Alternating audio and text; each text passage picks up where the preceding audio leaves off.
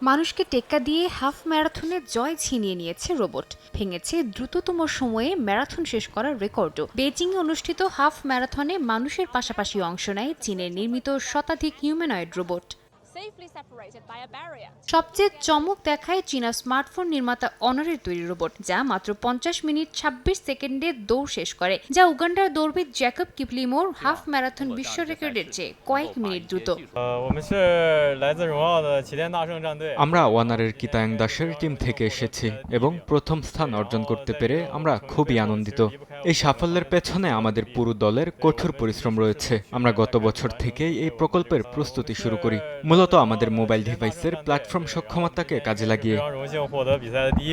গত বছরের তুলনায় এবার বড় পরিবর্তন ছিল, অনেক রোবটই সম্পূর্ণ স্বয়ংক্রিয়ভাবে পথ খুঁজে দৌড় সম্পন্ন করেছে, যেখানে আগের আসরে বেশিরভাগ রোবটই মাঝপথে থেমে যাওয়া, পড়ে যাওয়ার মতো সমস্যায় ভুগেছিল। এবার প্রায় অর্ধেক রোবটই কোনো রিমোট কন্ট্রোল ছাড়াই পুরো রেস শেষ করে, যা এআই সক্ষমতার উন্নয়নকে সামনে নিয়ে আসে। বিশেষজ্ঞদের মতে এটি রোবোটিক্স শিল্পের দ্রুত বিকাশের একটি বাস্তব প্রতিফলন। ভবিষ্যতে বিপজ্জনক কাজ থেকে শুরু করে সামরিক ক্ষেত্রেও এই প্রযুক্তি বড় ভূমিকা রাখার সম্ভাবনা দেখছেন বিশ্লেষকরা। সাদিয়া তাসনিম, সময় সংবাদ।